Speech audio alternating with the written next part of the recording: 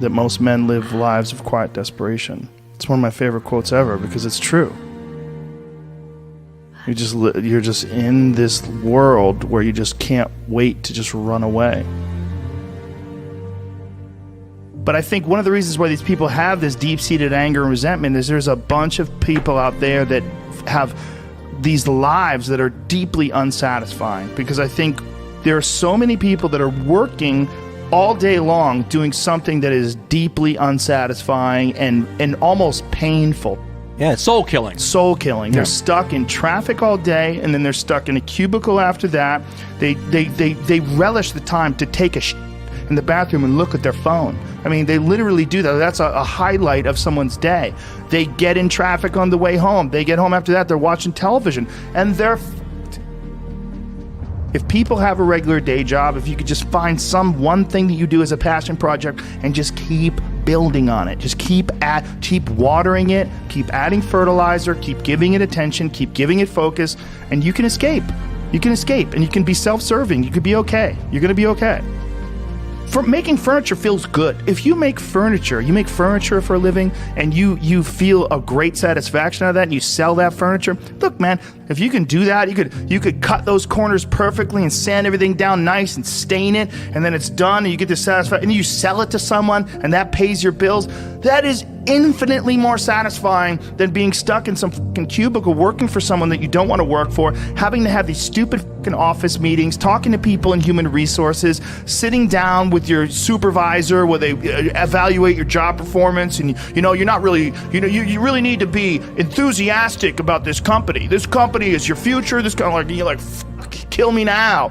There's a lot of people out there that would way rather do something else, and I hope they understand that they can. And people that are trapped in bad situations, one of the problems is you feel like this is your future. You feel like you're fucked and you can't get out of that. There's no hope. There's no light at the end of the tunnel. There's no rainbow. And if you feel like that, that alone can be incredibly defining and limiting. But if you look at yourself objectively and say, okay, I kind of am fucked here. I'm in credit card debt. I'm working in a shitty job. I don't like what I'm doing, but I have some ideas. I need to feed those fucking ideas. And I need to feed them and water them, and I need to set aside a certain amount of time every day to just try to make those things happen. You can do that. Everyone has a different personality. They have different interests, different things that they would be really satisfied pursuing. That's not encouraged. What's encouraged is go find a job. What's encouraged is go find some place that you can shove yourself into. Go find a square hole that you can stick your round peg and just jam it in there and shave down the top and the bottom so you slide in with all this extra space on the sides and feel like shit for the rest of your life, because you need a job, because you're in debt, because you have credit cards, because you have student loans, because that's what everybody does. And so you do it too. That's what's wrong. You have an apartment you have to pay for. You have a car you leased. You have a wife that you have to feed. You have a child you have to raise. You have your mortgage. You have your this. You have your that. And that's where it all comes from. Well, the opportunity takes place usually when you're young and you don't have any responsibility. That's when you have your options. Well, your options are severely limited the more you gather responsibilities. Like, if I had to, as a 51-year-old father of 3, married man, pays taxes, has a house and a mortgage and a business and all that jazz, if I had to quit everything now and struggle the way I struggled as a stand-up comedian, it would never work. But the only way I could be this person now is if I took that chance when I was 21, when I was dead broke and had my cars repossessed and all that stuff. That's the only way you ever get where you want to go. You have to take a path that's dangerous. And most people want to take the safe path. And the safe path leaves you stuck in quiet desperation. Almost every time. It's hell. It's hell. But can people just make that change? I mean, yes, look, you can, I believe they but can. you have to plan it out. The way you can change is you have to put aside enough money to give yourself a window. And then you have to have a plan. And you have to spend all your waking hours outside of whatever shit job you do planning your escape. And you have to come to the realization very clearly that you f***ed up and you got yourself stuck. So whatever you're doing, you have to do it like your life depends on it.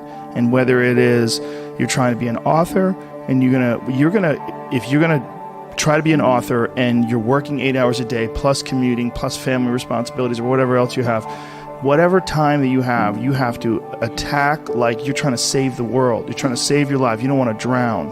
That 1.5 hours a day that you have to write, God damn, you better be caffeinated and motivated. You got to go. You got to get after it. And you got to have discipline.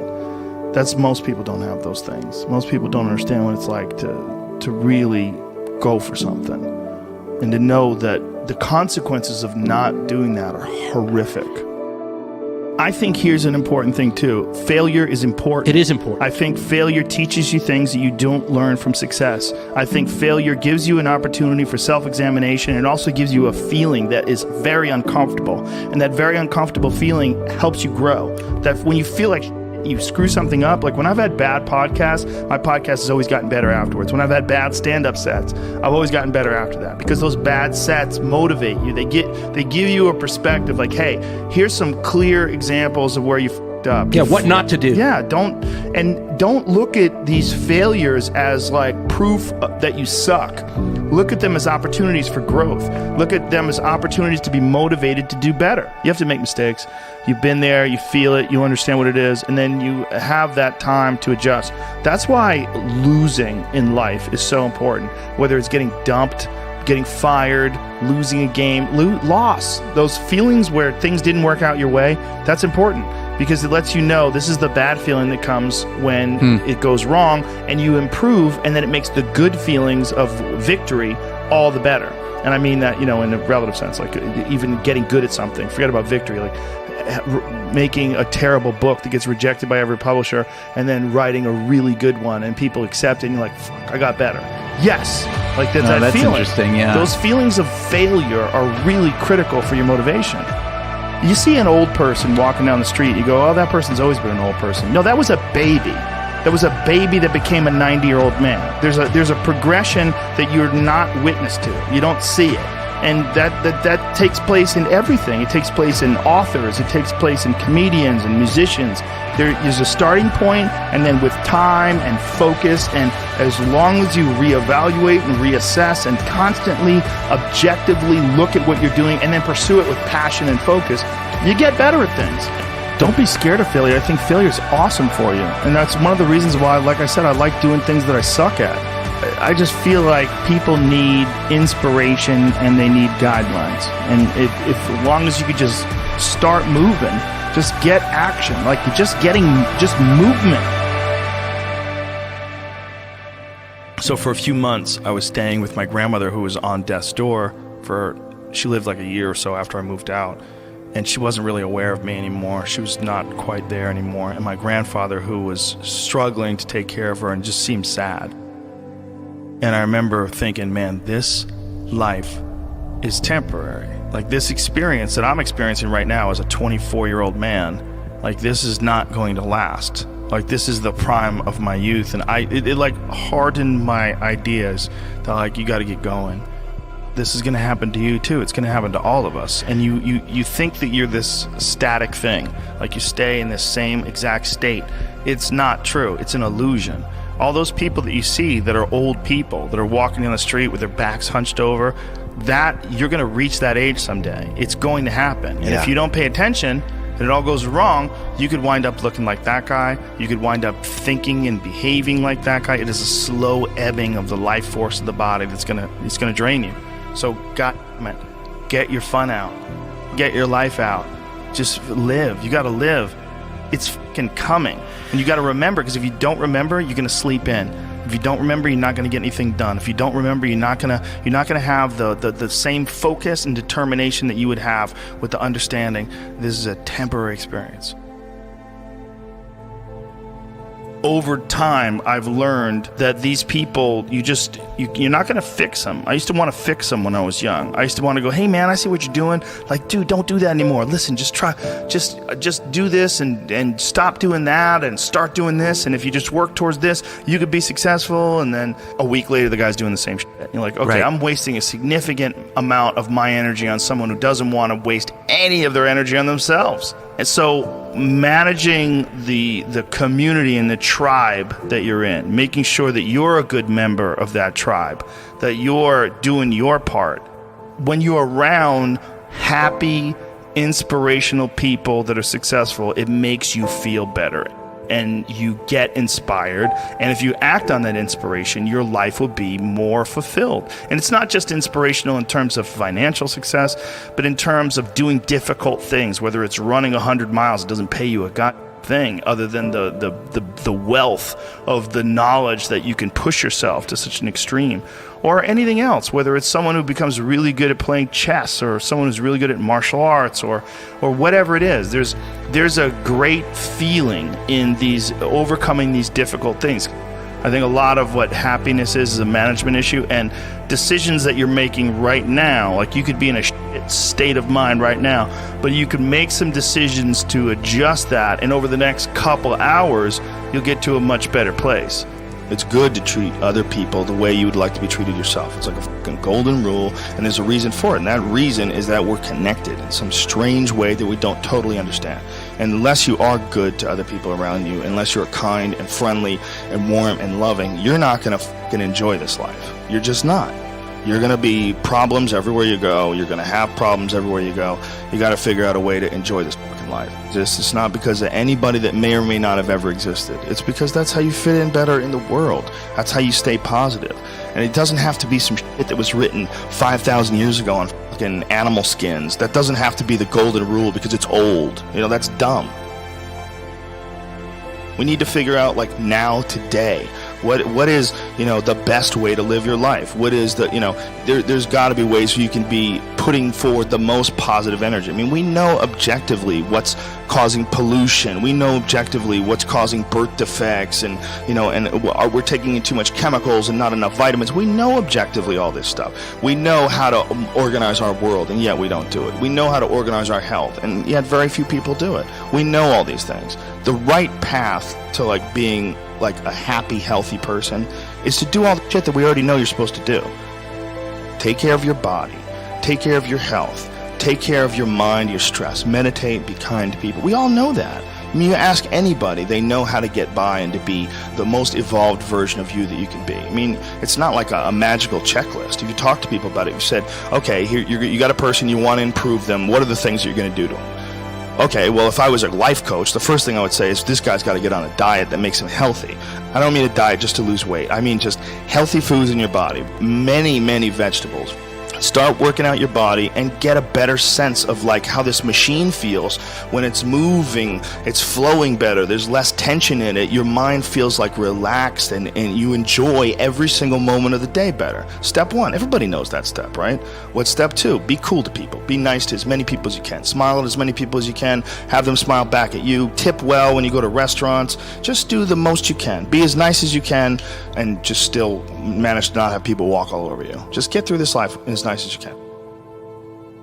Do what you want to do with your life, right? Don't go be doing something you don't enjoy. Don't do something don't get locked into, you know, a car that you can't afford and doing something crazy because you need the money. Don't do that. Do what you want to do. Do what the fuck is it that you really want to do? Because if someone else is doing it, you can do it, you know? I mean, everybody makes their own path through this world, but a lot of people don't follow the path that they really fucking feel pulled to.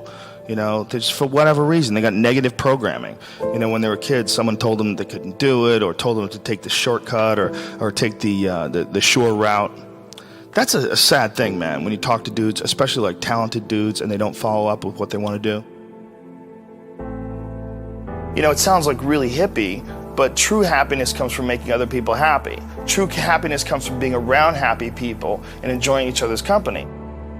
That's really hard for people to wrap their heads around because they always associate true happiness. No, true happiness is with, like, titles, you know, or, you know, numbers, or, you know, objects that you possess. You're not concerned about being nice to people. You're not concerned about having a positive impact on people. You're more concerned with making ones and zeros. But it really truly is how the human race interacts with each other. You really have to be nice to other people to be happy. You have to. If you're not, you won't be happy. And we all make mistakes, and we all find ourselves in positions of frustration, and we've all acted out and yelled at our dog when maybe we shouldn't have. And there's pressures in this life. But I think it's really important to recognize what those truly are, and to understand that at the end of it, we can alleviate a lot of how we deal with in this life if we really treated people the way we would treat them as if they were ourselves living another life. And this includes the way you communicate with people, the friendships that you have, and making sure your friends know that you love them. They drive you, they change your opinions, they challenge you, they show compassion, you open up to each other. I mean, this is everything in this life, is community. One of the things that's true is how much people enjoy being around you. That makes your life more enjoyable, and people don't think of it that way. They oftentimes think, I want to be the one that's enjoying life, like especially selfish people. If people enjoy being around you, you'll enjoy everything more. The solo effort of going through life, a narcissistic perspective, one of the major problems with that is there's no one to share it with, because you're all out for yourself. Even if you get there, you're going to be filled with sadness and despair. It's not what you want. What you want is to be happy, right? Well, I know you think that you have to be all about yourself to be happy, but in fact, that is a way to ensure unhappiness regardless of success. That's right. What I'm saying is the way you are with your family and your friends and your loved ones and the people you communicate with, get better at that, because we need each other. Love is the most important thing, and that sounds so cliche, but without love, it's all useless. A lot of people say, I just want to they're kind of dabbling in the idea of improving themselves. And the real way to do it is you got to write down what the fuck you want and then go after it. Because otherwise you live in sort of a wishy-washy world.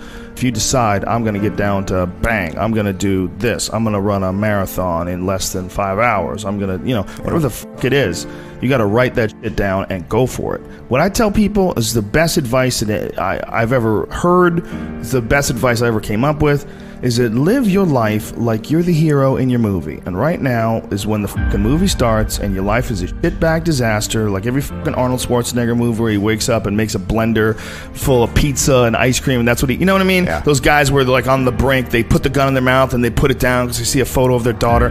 Pretend that's you. Pretend you are, right now, you're in the part of the movie that starts and it shows you as a fucking loser.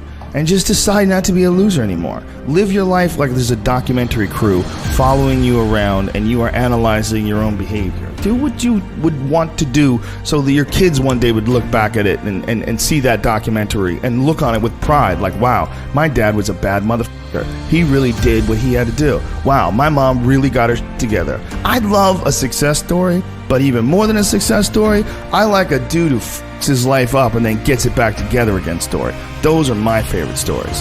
And the way to do that, you gotta write it down. You gotta think that you are the hero in your own fucking movie, and then you gotta sit down and you gotta write it down.